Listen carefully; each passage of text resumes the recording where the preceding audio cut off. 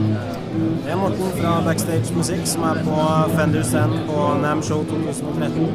Jeg står med Alan fra Fender, som skal gå gjennom nye Pure Vintage-serien og hvordan de Tell us a bit about the Pure Vintage series.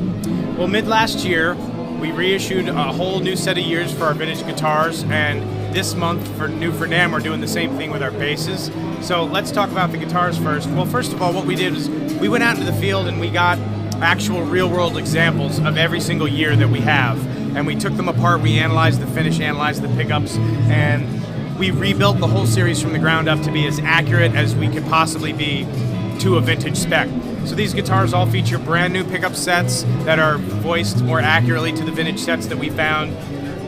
Flash coat lacquer, that is a brand new process for us. It's the thinnest lacquer that we've ever done. It's a pure lacquer in every layer, and it's as thin as we've done. So that means it's better for the tone. The wood really breathes, and the tonal qualities of the wood come through a little better with a thin coating like that.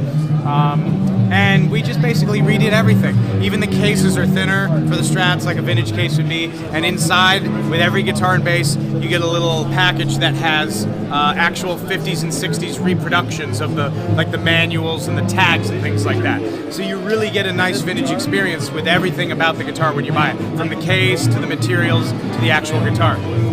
So for the Strats, what we've done is we reissued a 56, a 59, and a 65.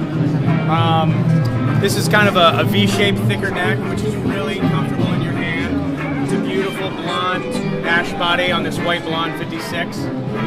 The 59 Strat kind of has a D-shaped neck. The 65 Strat has kind of a larger C. So that's another cool thing, is we're exploring all the sorts of different neck shapes. A lot of times people don't get a chance to explore all the different kind of Fender neck shapes, and we've got U's, C's, D's on all these different years, so that's really cool too.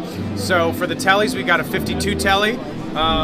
We already had that in the line, but we revisited that model and made it more vintage accurate. And then we have a 58 telly, a 64 telly with a rosewood board, and then of course we have a 65 Jaguar and Jazzmaster.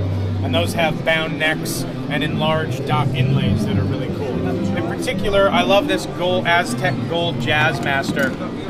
This neck pickup on the Jazzmaster is one of the nicest Jazzmaster neck pickups I've ever played. It's very warm and sparkly. Now if you want to step over here to the basses, everything I just said applies to the basses too. We went out and found an example in the real world of every one of these years. We analyzed it, analyzed the finish, listened to the pickups, and again, we rebuilt all the reissues from the ground up to be as accurate as possible to the original. So what we have here is a vintage 58 P bass. That gold guard is actually painted with lacquer, and it's very, very striking. I love that aesthetic with white blonde and the gold guard. We also have a 63 P bass. It's interesting to note the colors changed over the years. This is actually an Olympic white in 63. That 74 jazz bass is Olympic white too, so over the years you can see that the Olympic white changed in its hue over the years. So again, 58P, 63P, 64 jazz bass. This one actually has a painted head cap on the Lake Placid blue, which is really cool. And then a 74 jazz bass. On the 74 we use block inlays, and you can get rosewood or maple, and it's white inlays no matter if you have rosewood or maple. Everything again has the flash coat lacquer, which is a new process on the necks and the bodies, with the exception of the 74 jazz bass. That one in the 70s we switched to polyurethane, so that is actually a urethane paint on the 74. But you'll notice there's no bullet truss rod, and it's a 4-bolt neck. That's because in early 74 we were still doing 4 bolts and we didn't use the bullet, and later in 74 that was the year that it changed to 3 bolts with bullet truss rods. So this is actually an example of an early 74 jazz bass. Again, brand new cases, all the stuff that comes with it looks like it's from the 50s and 60s depending on the year. And they're just really awesome, really great feeling instruments. And that's the story.